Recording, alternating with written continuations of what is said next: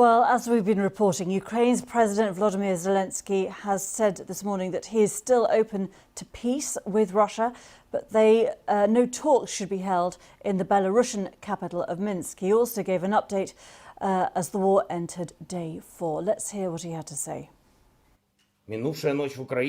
Last night was brutal in Ukraine. Again the shelling, again the bombing of residential areas and civilian infrastructure.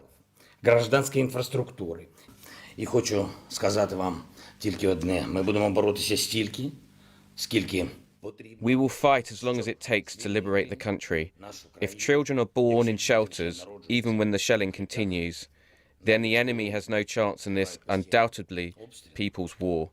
To victory, glory to Ukraine. Безперечно, народній війні. До перемоги.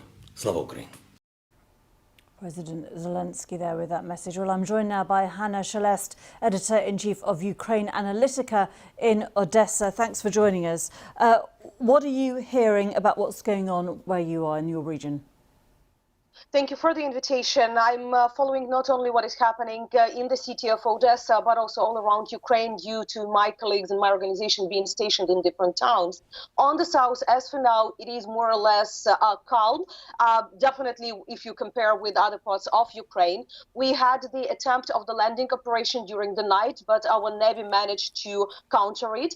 We had the attempts of shelling at the outskirts, but nothing closer than several kilometers to the city. But the biggest fightings that definitely happened this night in Kyiv, Chernihiv, and Kharkiv, where we have even now the shellings continued, and most of my staff around the country are in shelters.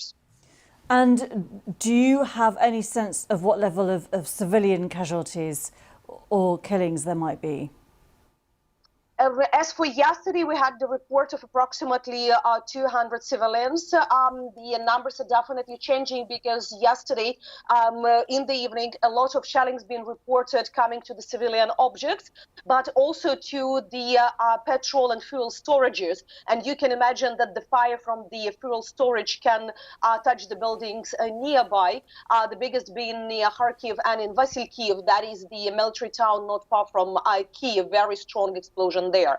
So as for now, we already have at least 3 kids reported being killed in different incidents, and we still don't know the exact information from the Chernihiv region where the heaviest fighting's been happening the last 2 days. And what about the number of military casualties on both sides?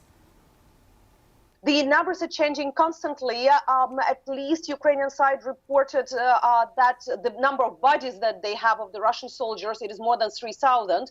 That's why they asked the International Red Cross to come and take them, to bring them back to the Russian Federation, as Ukraine don't have facility to keep all of them in our hospitals. We need hospitals for their immediate task. From the Ukrainian side, we have approximately 200 casualties reported as for now, but definitely it's difficult to calculate right now, and usually the numbers are coming each evening officially from the Ministry of Defense.